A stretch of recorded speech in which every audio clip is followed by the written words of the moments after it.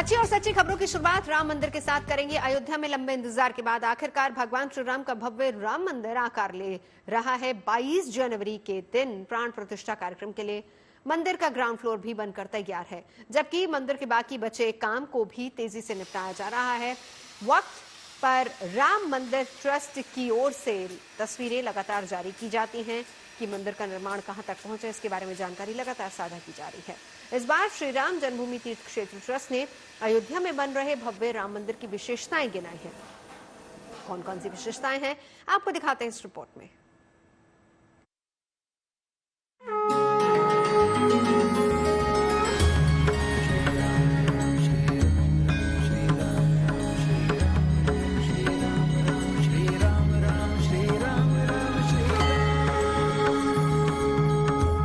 राम भक्तों का खत्म होने वाला है इंतजार।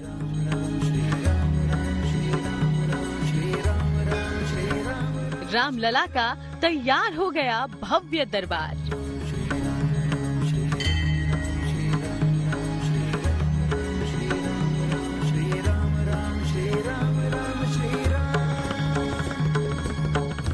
करीब 500 साल के लंबे इंतजार के बाद अयोध्या में बन रहे राम मंदिर में प्रभु श्री राम अपने सिंहासन पर विराजने वाले हैं। वो शुभ दिन 22 जनवरी का होगा, जब पूरे विधि विधान से पूजा पाठ के बाद बाल स्वरूप राम लला मंदिर के गर्भगृह में विराजमान हो जाएंगे और फिर भक्त अपने भगवान के दर्शन कर पाएंगे।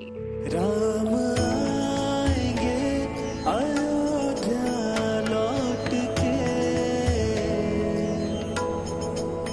राम आएंगे अयोध्या लौट के। राम लला के मंदिर को ये भव्य आकार देने के लिए देश की जानी मानी निर्माण कंपनियां और विशेषज्ञों की टीम ने दिन रात कड़ी मेहनत की है। तब जाकर मंदिर तय वक्त के भीतर खूबसूरत आकार ले पाया।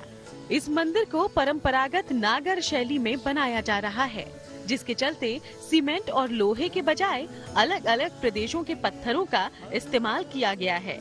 जो पत्थर मंदिर में लगाए जा रहे हैं, उनकी लैब टेस्टिंग की गई है। इसका मकसद यही है कि मंदिर मजबूत हो और तूफान, भूकंप जैसी प्राकृतिक आपदाओं से निपटने में सक्षम भी।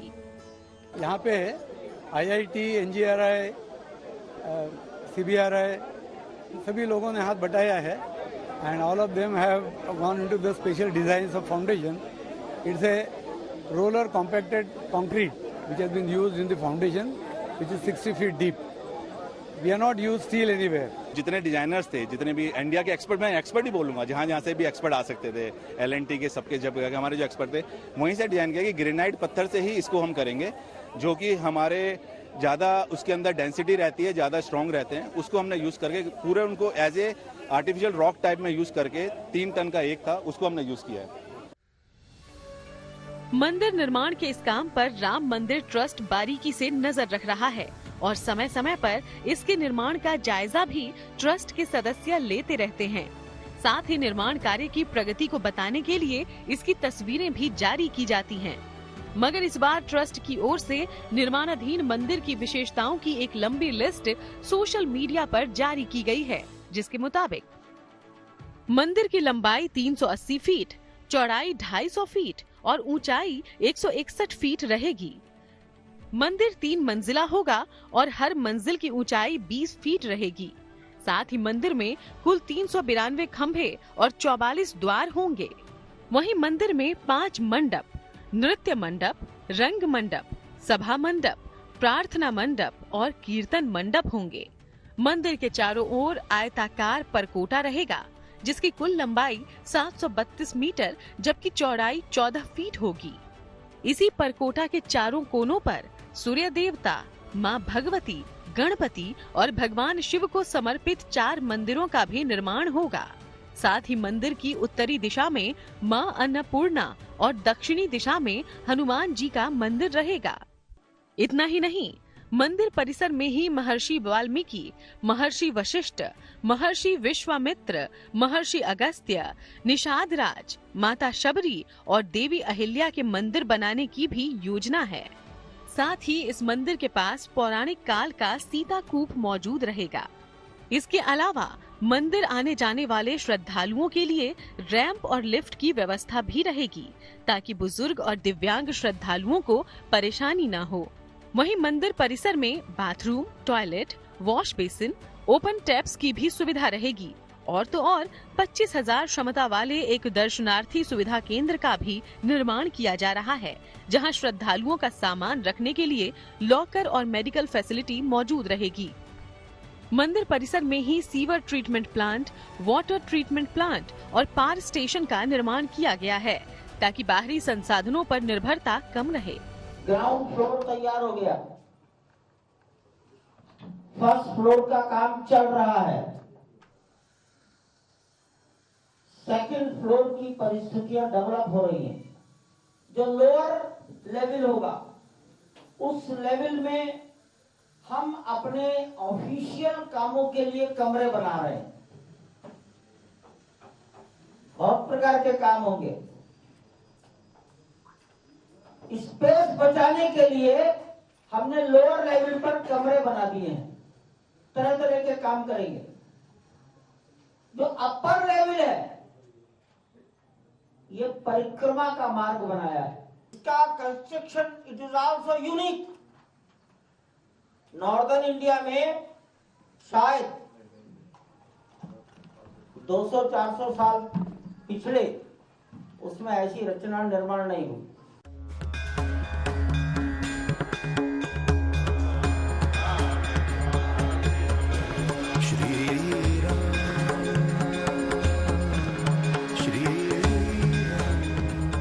राम मंदिर का ये निर्माण कार्य 3 चरणों में चल रहा है, जिसमें पहले चरण का काम पूरा हो चुका है, जबकि दूसरे चरण को दिसंबर 2024 और तीसरे चरण के काम को दिसंबर 2025 तक पूरा कर लिए जाने की संभावना है। हालांकि भक्तों के लिए मंदिर के कपाट 22 जनवरी को प्राण प्रतिष्ठा के बाद 23 जनवरी को खोल दिए जाएंगे, ताकि नए नवेले मंदिर में अपने आराध्य के दर्शनों की राह देख रहे भक्तों को और इंतजार न करना पड़े।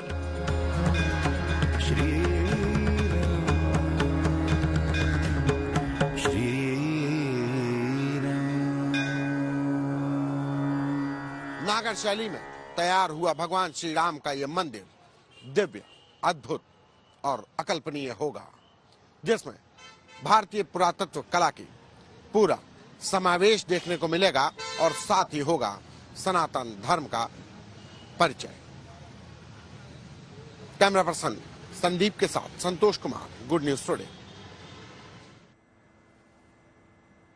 राम मंदिर की प्राण प्रतिष्ठा कार्यक्रम के लिए इन दिनों मेहमानों को निमंत्रण भेजने का काम भी जोर शोर से चल रहा है। देश के जाने माने लोगों को मंदिर ट्रस्ट की ओर से एक निमंत्रण पत्र भेजा जा रहा है, जो बेहद खास है। इस निमंत्रण पत्र के कवर पर मंदिर का चित्र है, जबकि अंदर बाल रूप में भगवान राम का चित्र है। पत्र के अंदर मुख्य कार्यक्रम में सबसे पहले प्रमुख अतिथियों के नाम और प्राण प्रतिष्ठा अनुष्ठान का समय लिखा हुआ है, जबकि निमंत्रण पत्र पर निवेदक के रूप में श्री राम जन्मभूमि तीर्थ क्षेत्र ट्रस्ट के सदस्यों के नाम मौजूद हैं। इस निमंत्रण पत्र के साथ ही राम मंदिर आंदोलन से जुड़ी एक बुकलेट भी दी जा रही है, जो कि 1528 से 1984 तक राम मंदिर के लिए संघर्ष करने वाले ऐसे लोगों को समर्पित है, जिन्होंने प्रत्यक्ष या फिर अप्रत्यक्ष संघर्ष में हिस्सा लिया था।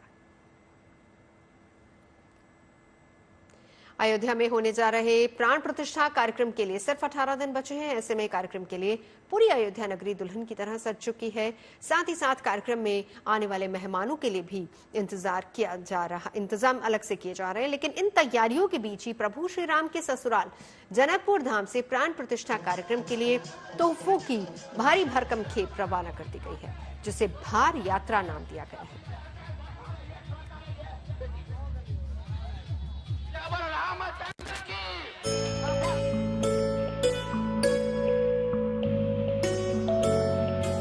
प्राण प्रतिष्ठा की तारीख जैसे जैसे नजदीक आ रही है, वैसे वैसे देश ही नहीं बल्कि विदेशों में भी प्राण प्रतिष्ठा को लेकर राम भक्तों में गजब का उत्साह देखने को मिल रहा है। सीताराम की भक्ति से ओतप्रोत ये तस्वीरें आई हैं जनकपुर धाम से, जहां से आज धूमधाम के साथ भार यात्रा अयोध्या के लिए रवाना की गई है।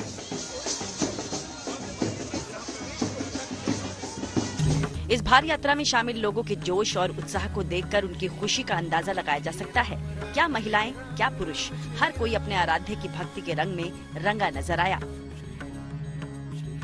जनकपुर धाम से अयोध्या के लिए निकली हार यात्रा इस वक्त मलंगवा पहुंच चुकी है और मलंगवा में इस यात्रा का किस तरीके से भव्य स्वागत हो रहा है वो हम अपने GNT के दर्शकों को यहाँ पर दिखा रहे हैं। देख सकते हैं ये यात्रा किस तरीके से यहाँ पर मलंगवा से इस वक्त गुजर रही है और इस यात्रा को एक तरफ हम देख सकते हैं कि नेपाल पुलिस के सुरक्षा भी मिली हुई है और लोग यहाँ पर जय श्री राम के नारे लगा रहे हैं और इस यात्रा का स्वागत किया जा रहा है। देखिए किस तरीके से मां जानकी के मायके से अयोध्या के लिए ये भार यात्रा निकली है और देखिए जहां जहां से भी यात्रा गुजर रही है वहां पे लोग सौगात इस ट्रक पर जो है वो रख रहे हैं ताकि उनका आशीर्वाद, उनका प्यार जो है, उनका स्नेह जो है प्रभु राम और मां जानकी के लिए उसका प्रकटीकरण कर सके। और देखिए चारों तरफ लोग झूम रहे हैं, नाच रहे हैं, हाथों में श्री राम के झंडे हैं। मिथिला की परंपरा के अनुसार माता जानकी के मायके से ये तोहफे भार यानी टोकरियों में रखकर अयोध्या के लिए भेजे गए हैं। इन तोहफों में फल, मेवा, मिठाई, श्रृंगार का सामान, बर्तन, कपड़े और आभूषण जैसी चीजें शामिल हैं, जिन्हें खुद जनकपुर के लोग पूजा पाठ के बाद अपने सिर और कंधे पर लेकर जनकपुर धाम से निकले हैं। गाजे बाजी के साथ ये भारी यात्रा जिस भी रास्ते से निकली वहाँ का माहौल राममय हो गया। जनकपुर के आम लोग ही नहीं बल्कि खास लोग भी इस भारी यात्रा में शामिल हुए।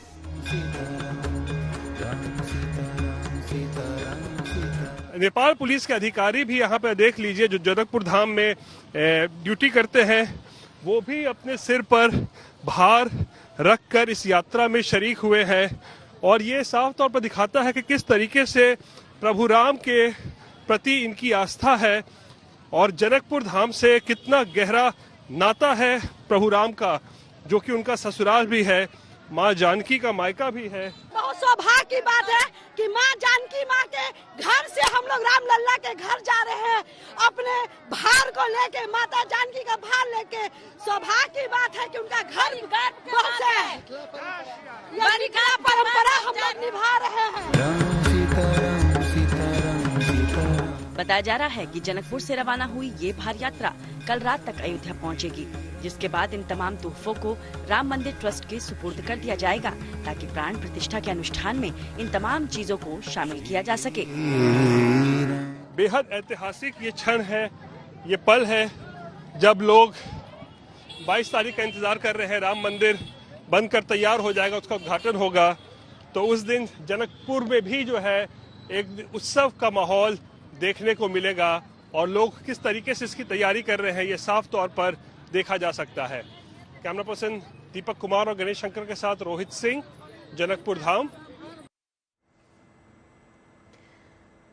आज अयोध्या प्रभु श्री राम के भव्य मंदिर की साक्षी बन रही है और इस मंदिर के लिए राम भक्तों ने लंबी प्रतीक्षा की और कठिन परीक्षा भी दी। तो आज हम आपको अयोध्या आंदोलन के ऐसे ही दो नायकों के बारे में बताएंगे जिनका नाम राम कोठारी और शरद कोठारी है, जो आज भले ही हमारे बीच नहीं है लेकिन उनकी बहन पूर्णिमा कोठारी अपने भाइयों की यादें संजोए बैठी हैं। रामलला के प्राण प्रतिष्ठा कार्यक्रम में शामिल होने के लिए वो भी अयोध्या जाने की तैयारी कर रही हैं। मैंने उनसे बातचीत की।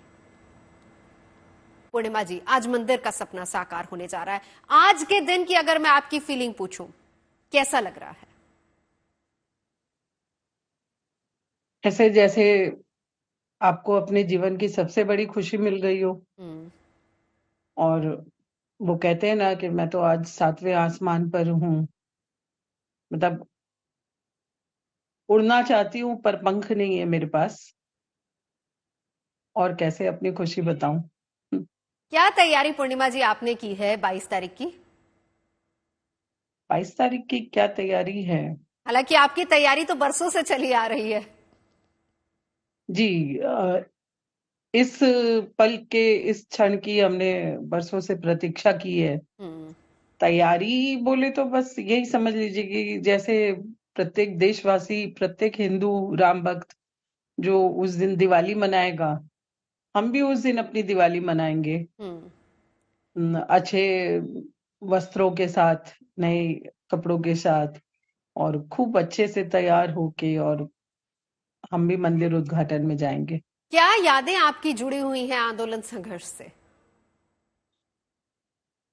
आंदोलन संघर्ष से देखिए 89 से मेरे भाइयों को मैंने इस आंदोलन के लिए कार्य करते हुए देखा है। शीला पूजन से लेकर मैं कहूँ तो राम ज्योति पूजन, उन दोनों का डेडिकेशन देखा है। उन दोनों ने इस पूरे कार्य के लिए अपना 100% लगा दिया था।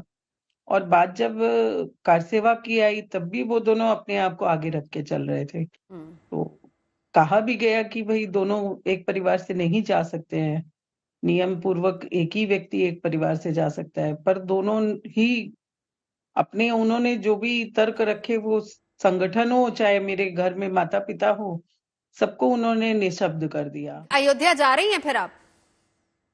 जी बिल्कुल जा रही हूँ। अयोध्या के लिए क्या तैयारी आपने की है वहां जाने की, 22 तारीख की, या फिर उससे पहले कब पहुंचेंगे आप वहां? देखिए, मैं चूंकि आप जानती हैं कि बहुत सालों से इस पल की प्रतीक्षा में थे हम सब, तो मुझे ये लग रहा है कि मुझे वहां की जितनी भी उत्सव के जो भी कार्यक्रम वहां होंगे, मुझे उनको अपनी आंखों के द्वारा अपनी आत्मा में उन्हें समाहित कर लेना है। तो मैं इस वजह से यहाँ से 10 तारीख को ही निकल जा रही हूँ, और मैं जितनी जल्दी हो सके उतनी जल्दी अयोध्या पहुंच के वहां के हर कार्यक्रम में अपने आप को रखना चाहूंगी, ताकि मैं अपनी आंखों से ही वो सब कुछ होते हुए देखूं जो राम मंदिर उद्घाटन कार्यक्रम के लिए वहां के लिए कार्यक्रम चल रहा है। बिल्कुल, बहुत ही खूबसूरत। और आपके परिवार से और कौन-कौन लोग वहां पर जाएंगे? जी, मेरे परिवार से मेरी बेटी मेरे साथ रहेगी। वो भूमि पूजन में भी मेरे साथ थी और अभी भी मेरे साथ रहेगी। और उसके अलावा मैं आपको कहूँ तो अभी आज के दिन में मैं तो यही कहूंगी कि सारा हिंदू समाज और सभी राम भक्ति मेरा परिवार है। तो मेरे कलकत्ता से राम शरद कोठारी स्मृति संघ हम चलाते हैं भैया और के नाम से। वहां यहाँ से उन्हें 10 दिवसीय चाय सेवा का एक कार्य मिला है, और हम सब, मेरी जो टीम है, ये जो हमारी टीम है राम शरद की, वो यहाँ से 13 तारीख को रवाना हो जाएगी और 15 से वहां पर चाय सेवा का कार्य शुरू कर देगी। हमारा लक्ष्य है कि हम वहाँ निःशुल्क सेवा कार्य करें, चाय ज्यादा से ज्यादा लोगों को पिलाए। तो लगभग ये टारगेट लेके चल रहे हैं कि 20-25 हजार कप चाय डेली की हम पिलाएंगे। चलिए, बहुत खूब, बहुत ही बढ़िया। बहुत शुक्रिया हमारे साथ जुड़ने के लिए। और आप जा रही हैं प्रभु श्री राम के दर्शन करने के लिए, इसके लिए भी आपको बहुत बहुत बधाई। धन्यवाद, और आप सबको भी बहुत बहुत बधाई। चलिए अब बात करते हैं एम्स दिल्ली में बनकर तैयार हुए नए स्मार्ट लैब की। साल 2014 से पहले देश में सिर्फ 7 एम्स थे, जिनकी संख्या बढ़कर 15 हो चुकी है। 8 ऑल इंडिया मेडिकल साइंसेज का निर्माण चल रहा है। फिर भी 68 साल पहले साल 1956 में स्थापित हुए दिल्ली एम्स की अहमियत कम नहीं हुई है। देश के कोने कोने से हर दिन करीब 12,000 से ज्यादा मरीज इलाज करवाने के लिए यहां पहुंचते हैं। उसकी वजह दिल्ली एम्स पर देश के लोगों का भरोसा है। यहां इलाज के लिए नामी गिरामी और कुशल डॉक्टर्स हैं। लिहाजा एम्स अस्पताल किसी मंदिर से कम नहीं है, जहां देश के दूर दराज के क्षेत्रों से ही नहीं बल्कि विदेशों से भी हजारों लाखों लोग इलाज करवाने के लिए आते हैं, जिसकी वजह से अक्सर लोगों को काफी इंतजार करना पड़ता है। डॉक्टर्स के अपॉइंटमेंट लेने के लिए लंबी कतारों में लोगों को लगना पड़ता है। फिर भी डॉक्टर की सलाह पर कराए गए टेस्ट के नतीजे और रिपोर्ट के लिए अलग अलग लैब में चक्कर लगाने पड़ते हैं। मगर अब ऐसा नहीं होगा। दिल्ली एम्स में स्मार्ट लैब खुल चुका है, जिसके बाद मरीज एक ही दिन में डॉक्टर को दिखाकर रिपोर्ट लेकर घर जा सकेंगे। स्मार्ट लैब आर्टिफिशियल इंटेलिजेंस की मदद से end to end automation platform के तहत तैयार किया गया है, जो सभी तरह के टेस्ट के लिए एक सिंगल विंडो की तरह काम करेगा। स्मार्ट लैब के साथ हमारा एक कलेक्शन फैसिलिटी है। पेशेंट आता है कलेक्शन फैसिलिटी में, वो अपना सैंपल देता है। अब पेशेंट को जगह जगह जाना नहीं पड़ता, अलग अलग जगह अलग अलग लैबों में सैंपल देने के लिए। वो एक ही जगह जाता है, और एक ही प्रिक से, एक ही वेन से अपना सैंपल देता है और उस सैंपल को हम 3 ट्यूब्स में डिवाइड करते हैं और वो सैंपल जो होता है वो सीधा हमारे स्मार्ट लैब में जाता है और पेशेंट की रिपोर्ट वहीं से मिलती है। और इसका बेनिफिट पेशेंट को काफ़ी है कि एक तो उसको ट्रैवलिंग टाइम उसका बच जाता है, उसी दिन उसको रिपोर्ट मिल रही है और डॉक्टर्स भी खुश रहते हैं कि पेशेंट को वेट नहीं करना पड़ता और उनको डायग्नोसिस तुरंत बन जाता है। पहले हमारी जो टेस्टिंग एम्स दिल्ली में पहले जहां सुबह 8 बजे से लेकर दोपहर 12 बजे तक ही टेस्ट सैंपल्स लिए जाते थे, लेकिन अब यहां सैंपल कलेक्शन का टाइम बढ़ाकर सुबह 8 बजे से शाम 6 बजे 6:30 बजे तक कर दिया गया है, जिसका सबसे ज्यादा फायदा उन मरीजों को पहुंचेगा जो ओपीडी में इलाज के लिए आते हैं या फिर दोपहर बाद स्पेशल क्लिनिक में आते हैं। जरूरत पड़ने पर मरीज उसी दिन अपना सैंपल देकर टेस्ट रिपोर्ट ले पाएंगे और बिना एक भी दिन के नुकसान के डॉक्टर से दोबारा मिल भी पाएंगे। डिपार्टमेंट ऑफ लेबोरेटरी मेडिसिन के तहत आने वाली एम्स की स्मार्ट लैब में करीब 100 तरह के 80 से 90 हजार जांच रोजाना की जा रही है। 24 घंटे खुली रहने वाली ये स्मार्ट लैब कैसे काम करेगी, मेरे सहयोगी अनामिका गौड़ ने ये जाना। दिल्ली एम्स में खोली गई है भारत की पहली स्मार्ट लैब। ये लैब एक दिन में 80 से 90 हजार टेस्टिंग करने के लिए सक्षम है।